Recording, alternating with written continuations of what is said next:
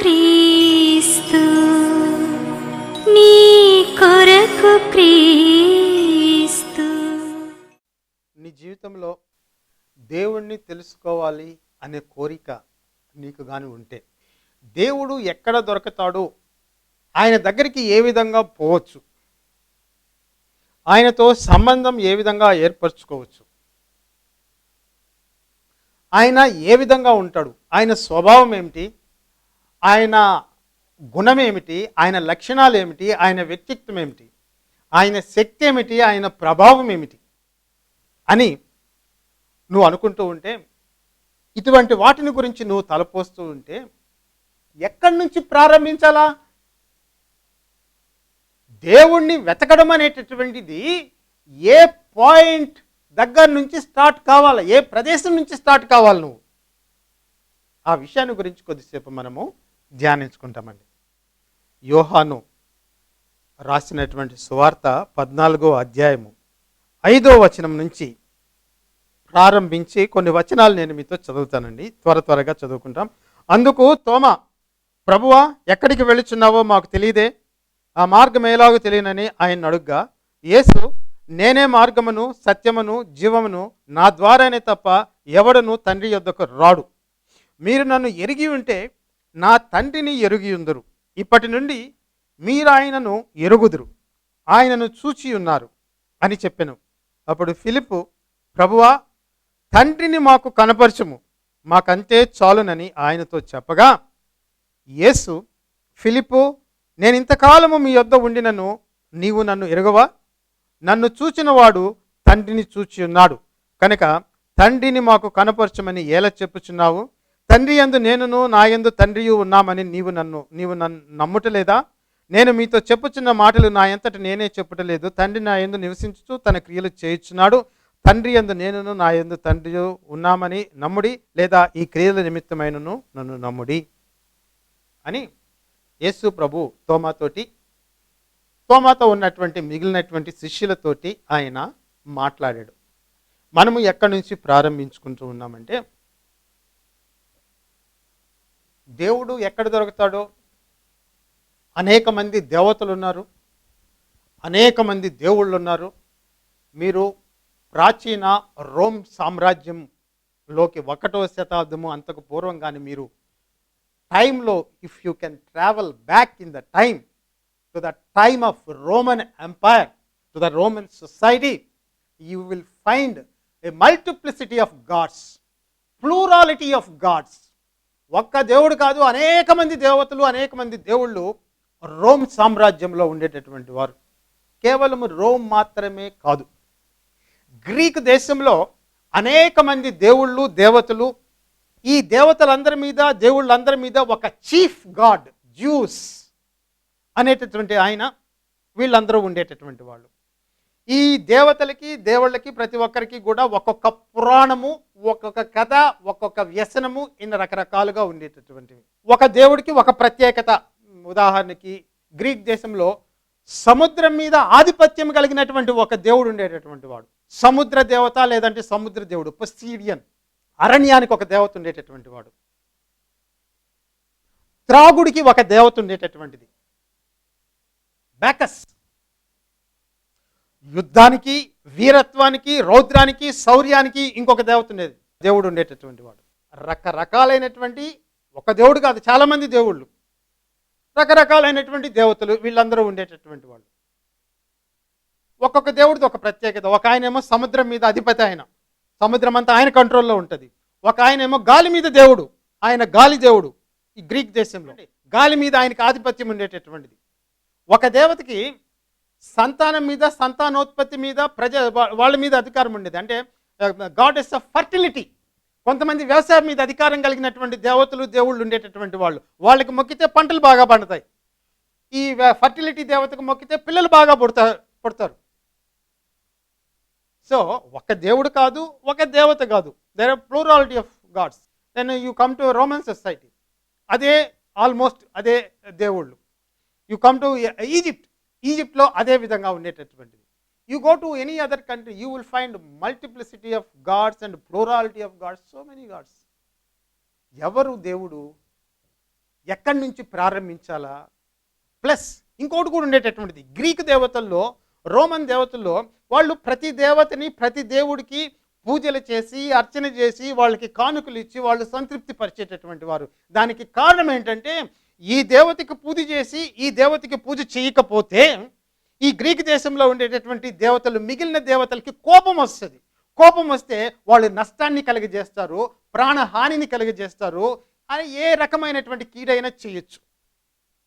అంటే నువ్వు గాలి దేవుణ్ణి పూజించి సముద్ర దేవుడు అయినటువంటి పొసైడన్ గాను పూజించకపోతే నువ్వు నౌకలో పోయేటప్పుడు ఆ సముద్రం మీద అధిపతి అయినటువంటి ఆ సముద్ర దేవుడు నీ నౌకను తలకిందులుగా చేసి ముంచేయచ్చు. ఇటువంటి దేవతలు వాళ్ళ యొక్క పురాణాలు. ఇంకా దేవుడికి దేవతలకి మధ్య ఎటువంటి సంబంధం అంటే ఇల్లీగల్ సెక్షువల్ రిలేషన్షిప్స్ ఉండేటటువంటివి. అదేంటది? వాళ్ళు దేవతలు దేవుళ్ళు కదా, వాళ్ళకి సెక్స్ రిలేషన్ ఉన్నాయండి. ఆ రిలేషన్షిప్లో ఆ విధంగా ఉంటారు అంతే. మళ్ళీ వాళ్ళకి పిల్లలు పుడతారు. సో అటువంటి సమయంలో ఎక్కడి నుంచి ప్రారంభిస్తావు నువ్వు దేవుణ్ణి వెతుకులాట? రోమన్ సామ్రాజ్యం కావచ్చు, ఐగుప్తు కావచ్చు, సిరియన్ కావచ్చు, బాబిలోన్ కావచ్చు. బాబిలోన్లో ఏం తక్కువ దేవుళ్ళు ఉన్నారండి? చాలామంది ఉండేటటువంటి వాళ్ళు, విస్తారంగా ఉండేటటువంటి వాళ్ళు. ఒక దేవుడు కాదు, ఒక చీఫ్ దేవత అయితే ఉండేటటువంటి వాడు. చాలామంది దేవత, అందరినీ పూజించాలా. మళ్ళీ వీళ్ళకి పూజించి అక్కడ పూజించకపోతే మళ్ళీ ఏం శాపం వస్తుందో ఎవడికి తెలుసు? బైబిల్లో కనిపించేటటువంటి దేవుడు ఒక ప్రాంతం మీద మాత్రమే ఆధిపత్యం కలిగినటువంటి వ్యక్తి కాదు. ఒక ప్రదేశం మీద మాత్రమే ఆధిపత్యం కలిగినటువంటి వ్యక్తి కాదు. ఒక రంగం మీద మాత్రమే శక్తియుక్తులు ప్రభావం కలిగినటువంటి వాడు కాదు. అంటే సముద్ర దేవత సముద్రం మీద శక్తి కలిగినటువంటి వాడు, గాలి దేవత గాలిని కంట్రోల్ చేసేవాడు, వర్షం దేవత వర్షాన్ని కంట్రోల్ చేసేటటువంటి వాడు. అట్లా ఉండేటటువంటి ఈ బైబిల్లో కనిపించేటటువంటి దేవుడు సమస్త సృష్టి మీద, గాలి మీద, సముద్రం మీద, ఆకాశం మీద, నక్షత్రాల మీద, వృక్షాల మీద, భూచర్మల మీద, జలచర్మల మీద, పక్షుల మీద, ఆకాశ పక్షుల మీద, భూమి సర్వ సృష్టి మీద, మొత్తం మీద ఒకే ఒక దేవుడు. అంతటి మీద ఆయన అధికారం ఉంది.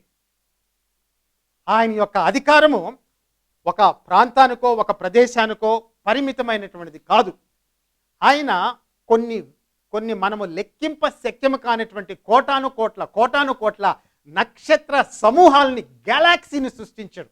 కొన్ని billions and billions and billions of galaxies are there in the space.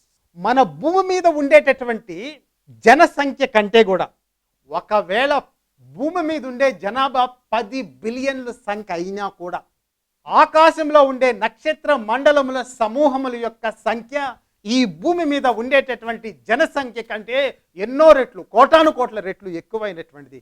వాటన్నిటినీ సృష్టించి వాటిని వాటి కక్షలలో నిలిపి వావి తమ కరెక్ట్గా వాటిలో పోయేటట్లు చేసేటటువంటి దేవుడు ఈ బైబిల్లో కనిపించేటటువంటి దేవుడు.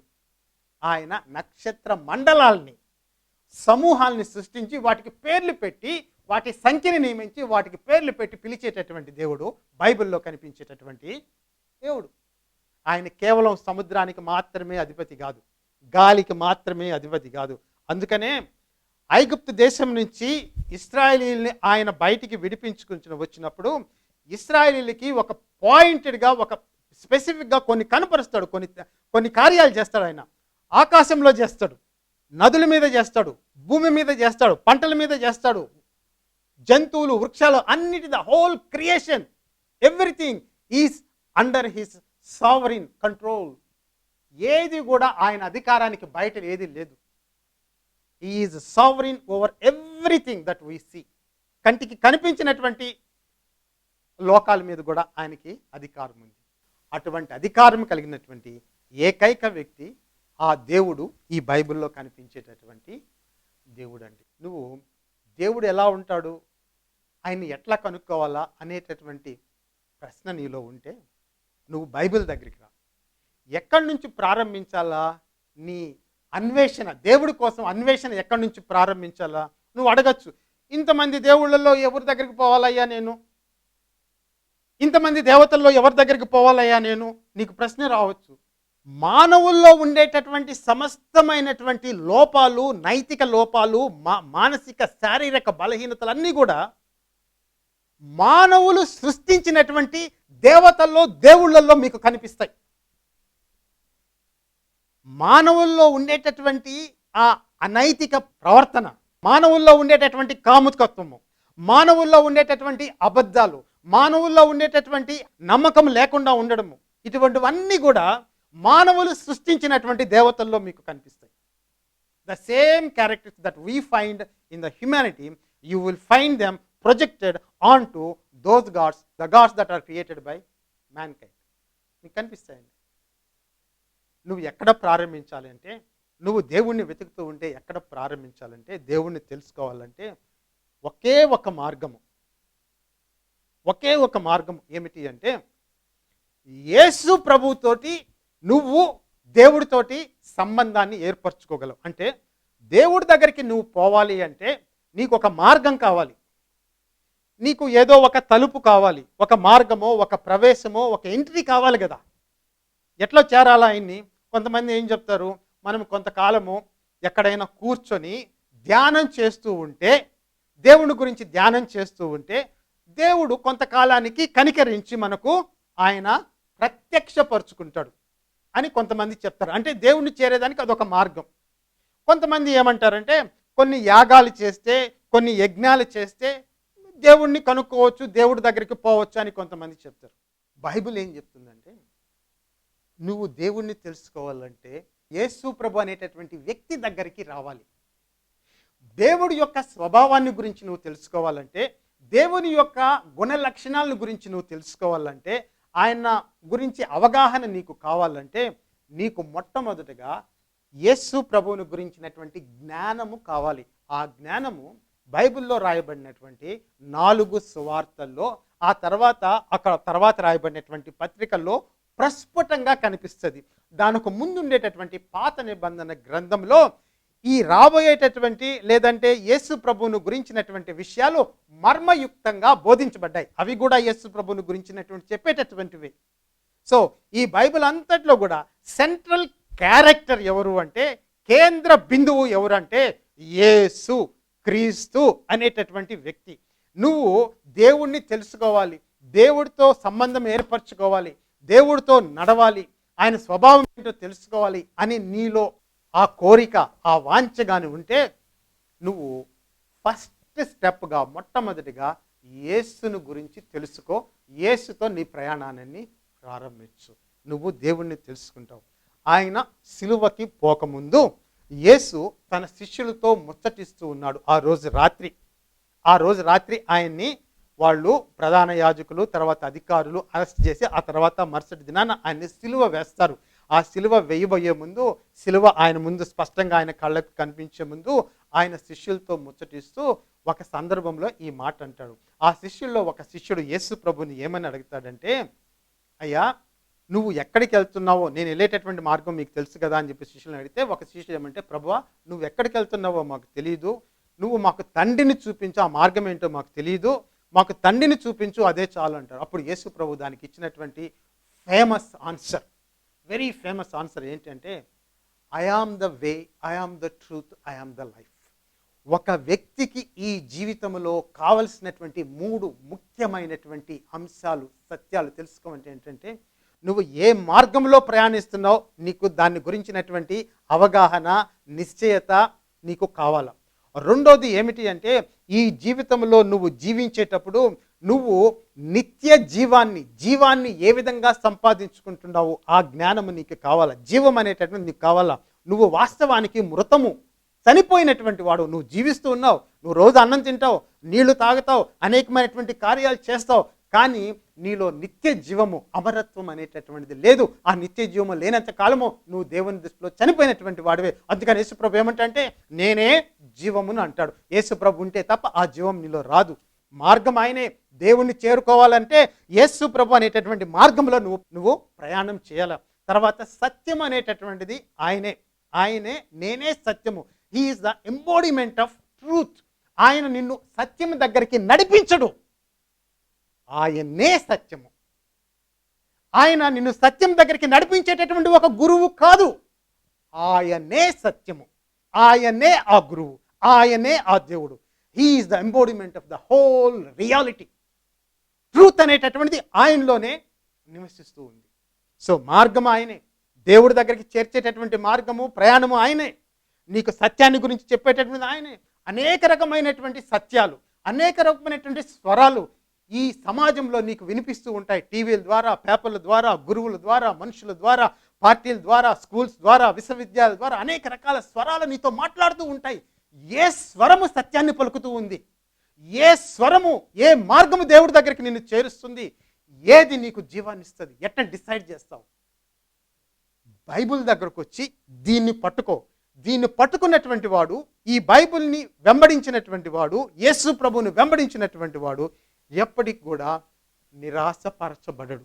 He will find truth in Jesus Christ. He will find life in Jesus Christ.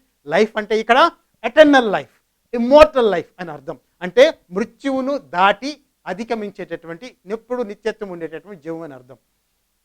నువ్వు దేవుడి దగ్గరికి వెళ్ళేటటువంటి మార్గము యేసు ప్రభువులో ఉండేటటువంటి మార్గం. సో శిష్యుడు అడిగాడు, ప్రభువా నువ్వు పోయేటటువంటి మార్గం, నువ్వు ఎక్కడికి పోతున్నావో మాకు తెలియదు, ఎట్లా చేరాలా మేము అని చెప్పి చాలా ఇన్నోసెంట్గా అడిగితే he gave this very famous and popular answer. అది ఏమిటి అంటే అండి, I am the way, I am the truth, I am the life. There is no other way, there is no other life, there is no other truth except Jesus Christ. Yesu తప్ప వేరే మార్గం లేదు దేవుడి దగ్గరికి. యేసు తప్ప ఇంకెవరు కూడా నీకు నిత్య జీవాన్ని, అమరత్వాన్ని ఇవ్వలేరు, మరణం నుంచి నిన్ను విడిపించలేరు. యేసు తప్ప వేరే సత్యం అనేటటువంటిది లేదు.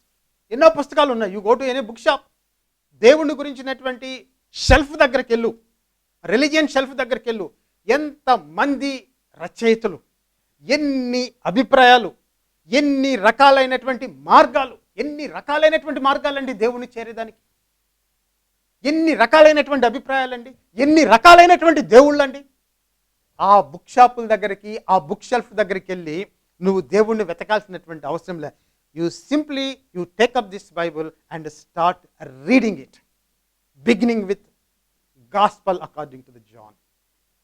నువ్వు ప్రారంభించు. శిష్యుడు ఏమంటాడంటే నాకు మార్గం తెలియదంటే అప్పుడు చెప్తాడు అనమాట. చెప్పిన తర్వాత then the conversation goes on, ఇంకా ఎక్స్టెండ్ అవుతుంది. అప్పుడు ఆ శిష్యుడు ఏమంటాడంటే, ప్రభువా నాకు తండ్రిని కనపరచుము అంటాడు. ఇక్కడ శిష్యుడు ఉద్దేశంలో తండ్రి అంటే అర్థం ఏంటంటే, ప్రభువా అంటే మన మామూలు పరిభాషలో మన మాటల్లో చెప్పుకోవడం, ప్రభువా నాకు దేవుడు ఎట్లుంటాడో నాకు చూపించు అంటే, వాళ్ళ ఉద్దేశంలో దేవుని మందిరంలో ఇశ్రాయేలీలు ఆరాధించేటటువంటి ఆ యెహోవా దేవుడు, మోషేకి ధర్మశాస్త్రాన్ని ఇచ్చినటువంటి యెహోవా దేవుడు ఆయన ఉద్దేశం, ఆ శిష్యుడి ఉద్దేశం. తర్వాత వచ్చి అబ్రహాముని కానాను దేశంలోనికి నడిపించి ఒంటరివాడైనటువంటి అబ్రహాముని ఒక దేశంగా మార్చినటువంటి దేవుడు, ఐగుప్తు దేశం నుంచి ఇశ్రాయేలీయుల్ని విమోచించి తీసుకుని వచ్చినటువంటి దేవుడు, ప్రవక్తల దేవుడు, సమూయేలు దేవుడు, యెషయా దేవుడు, ఇర్మియా దేవుడు. ఈ దేవుణ్ణి నాకు కనుపరచయ్యా, ఆయన్ని చూడాలని చెప్పి నేను ఆశపడుతూ ఉన్నాను అని చెప్పి ఫిలిప్ అడుగుతాడు. ఫిలిప్ అడిగితే తండ్రిని కనపరచమంటే ఫిలిప్కి దేవుడు యేసు ప్రభు సమాధానం ఇస్తాడు. నువ్వు ఇంతకాలం నుంచి నన్ను చూస్తున్నావు, నువ్వు తండ్రిని ఎరుగువా అంటాడు. అంటే దేవుణ్ణి ఎరుగువా అంటే నన్ను చూసినటువంటి వాడు దేవుణ్ణి చూసినట్టే. అంటే దానికి ఇంకొక అర్థం ఏంటంటే, సీనాయి పర్వతం మీద మోషేకి ధర్మశాస్త్రాన్ని ఇచ్చినటువంటి దేవుణ్ణి నేనే అని దాని అర్థం. అబ్రహాముని ఒంటరిగా ఉన్నప్పుడు కానాను దేశానికి పిలిచి అక్కడ ఒక దేశంగా ఏర్పాటు చేసినటువంటి వాడిని నేనే అని దాని యొక్క అర్థం. ఐగుప్తు దేశం నుంచి ఇశ్రాయేలీయులను బయటికి తీసుకొచ్చినటువంటి దేవుణ్ణి నేనే అని దాని యొక్క అర్థం. ప్రవక్తలు ఆరాధించినటువంటి దేవుణ్ణి నేనే అని దాని యొక్క అర్థం. ఫిలిప్ ఏమనుకుంటున్నాడంటే, ఆ దేవుని మందిరంలో, యెరూషలేములో ఉండేటటువంటి దేవుని మందిరంలో ఉండేటటువంటి దేవుడు ఒక ఆయన, ఈ యేసు ప్రభు అనేటటువంటి ఆయన ఒక గొప్ప ప్రవక్త, గొప్ప నీతి బోధకుడు. మాకు నీ దగ్గర నుంచి కావాల్సినటువంటిది ఏమిటంటే, ఎందుకంటే నీకు దేవుడితో క్లోజ్ రిలేషన్షిప్, దగ్గర సంబంధం ఉంది కదా, మాకు ఒక్కసారి దేవుణ్ణి చూపించు. We want to see God, that is our desire. మా కోరిక, మా వాంఛదే దేవుణ్ణి మేము చూడాలని చెప్పి కోరుకుంటున్నాం. దానికి యేసు ప్రభు ఇచ్చినటువంటి సమాధానం ఏంటంటే, నువ్వు నన్ను చూస్తూ ఉన్నప్పుడు దేవుణ్ణి చూస్తూ ఉన్నావు. ఫిలిప్కి హృదయం లోపల ఇది ఎట్లా తాకిందో మనకైతే తెలియదు, కానీ ఏమండి, ఆలోచించేటటువంటి వాడికైతే, కొంచెము తలపోసేటటువంటి వాడు, ధ్యానించేటటువంటి వాడికైతే హృదయము కంపించి విస్మయము పొంది ఆశ్చర్యంతో వాడు మునిగిపోయి ఉండాలంతే. నేనే ఆ దేవుణ్ణి. మీరు యెరూషలేము మందిరములో ఆరాధించేటటువంటి ఆ యెహోవా దేవుణ్ణి నేనే. Jesus is Jehovah. అంటే ఫిలిప్ అడిగినటువంటి దేవుడు, వాళ్ళు అనుకునేటటువంటి దేవుడు, సృష్టికర్త అయినటువంటి దేవుడు, ఆకాశ మహాకాశాలను సృజించినటువంటి దేవుడు, భూమిని సృష్టించినటువంటి దేవుడు, సర్వ సముద్రాల్ని మహాసముద్రాలను సృజించినటువంటి దేవుడు, భూచరముల్ని ఆకాశ పక్షుల్ని జలచరాలని అన్నిటినీ సృష్టించినటువంటి దేవుడు, అన్నిటినీ చేసినటువంటి దేవుడు. ఆ దేవుడు ఎవరో భిన్నంగా ఉంటారని చెప్పి ఫిలిప్ అనుకున్నాడు. యేసుప్రభు ఏం చెప్తానంటే, ఆ దేవుడిని నేనే. అంటే యేసుప్రభు ఏం చెప్తుంటే, I am that creator God. ఆ సృష్టికర్త అయినటువంటి దేవుణ్ణి నేనే, వేరొకరు కాదు. హెబ్రీయులకు రాసినటువంటి పత్రిక 1వ అధ్యాయం. పూర్వకాలములందు నానా సమయముల్లో నానా విధములుగా ప్రవక్తల ద్వారా మన పితరులతో మాట్లాడిన దేవుడు ఈ దినముల అంతమందు కుమారుని ద్వారా మనతో మాట్లాడెను. ఆయన ఆ కుమారుని సమస్తమునకు వారసునుగా నియమించెను. ఇక్కడ నుంచి ఈ వాక్యం, నెక్స్ట్ వాక్యం నుంచి మీరు జాగ్రత్తగా గమనించండి. ఆయన ద్వారా ప్రపంచములు నిర్మించెను. ఆయన ద్వారా అంటే ఎవరి ద్వారా? యేసు ద్వారా, యేసు క్రీస్తు ద్వారా ప్రపంచములు నిర్మించబడ్డాయి. సర్వ సృష్టి కూడా యేసు ప్రభు ద్వారా నిర్మించబడింది. ఆయన దేవుని మహిమ యొక్క తేజస్సును, ఆయన తత్వము యొక్క మూర్తిమంతమును అయి ఉండి అని చెప్పి రాయబడింది. అంటే దేవుని యొక్క తత్వము, ఆ తత్వంలో ఉండే సారాంశము, ఆయన యొక్క తేజస్సు, దేవుణ్ణి ఆవరించి ఉండేటటువంటి ఆ తేజస్సు, ఆ మహిమ, ఆ ప్రభావం అంతా కూడా యేసు ప్రభువులో మూర్తిమంతమైంది. మూర్తిమంతము అంటే అర్థం ఏమిటి అంటే, ఒక స్వరూపాన్ని, ఒక రూపాన్ని, ఒక ఆకృతిని ధరించింది, అంటే నరరూపాన్ని ధరించింది అని అర్థం. ఆ దేవుని యొక్క మహిమ, ఆ దేవుని యొక్క తేజస్సు, ఆ దేవుని యొక్క తత్వము, ఆ దేవునిలో ఉండేటువంటి మంచితనము, ఆ దేవునిలో ఉండేటువంటి ప్రేమ, ఆ దేవునిలో ఉండేటటువంటి కనికరము సమస్తము కూడా మూర్తిమంతమైంది. మూర్తిమంతం అంటే అర్థం ఏంటంటే అండి, స్వరూపాన్ని, ఆకృతిని ధరించి మన మధ్యకు దిగి వచ్చింది. ఆయనే యేసు. ఆయన సర్వ సృష్టిని, సర్వ ప్రపంచములను ఆయన దేని ద్వారా నియమించాడు? తర్వాత వాక్యం చదవండి. మూర్తిమంతమై ఉండి తన మహత్తుగల మాట చేత సమస్తమును నిర్వహించుచు, ఆయన కేవలము సృష్టికర్త అయినటువంటి దేవుడు కాదు యేసు. ఆయన సర్వ ప్రపంచాలను నిర్మించి వాటిని నిర్వహించుచుండేటటువంటి వాడు. He is the executive authority. ఆయన chief operating officer, chief executive officer over the whole creation. ఆయన మెయింటైన్ చేస్తూ ఉన్నాడు. అంటే ఆయన మెయింటైన్ చేయలేకపోతే, ఆయన ఆజ్ఞ లేకపోతే, ఆయన యొక్క శక్తి లేకపోతే ఈ విశ్వంలో ప్రయాణించేటటువంటి నక్షత్ర సమూహాలు, నక్షత్ర మండలాలు, ఈ భూమి మీద ఉండేటువంటి జీవజాలము ఏది కూడా తమ తమ పనుల్ని, విధుల్ని అవి నిర్వర్తించలేవు. అంతా కూడా అయోమయంగా, ఖయోస్గా, అంతా గందరగోళంగా మారిపోతుందండి. ఈ ఆర్డర్ అనేటటువంటిది, ఈ క్రమం అనేటటువంటిది అంతా కూడా యేసు ప్రభు తన మహత్తు గల మాట చేత ఆయన ప్రపంచాన్ని, విశ్వాన్ని ఆయన నిర్వహిస్తూ ఉన్నాడు. Is the creator God. Then ఇంకొక వాక్యం చూడండి. ఎవరు యేసు ప్రభు? నేనేం ఎక్కడి నుంచి ప్రారంభించాను? నువ్వు దేవుణ్ణి వెతుకుతూ ఉంటే you start with Jesus Christ. You begin with reading the Bible. తర్వాత రెండోది ఏంటంటే, ఇది మనకు ఆశ్చర్యం కల్పించేటటువంటి విషయం. ఈ సర్వ సృష్టికర్త అయినటువంటి దేవుడు మన పాపముల నిమిత్తము ఆయన శుద్ధీకరణము చేశాడు. వండర్ఫుల్, అద్భుతమైనటువంటి వాక్యం అండి.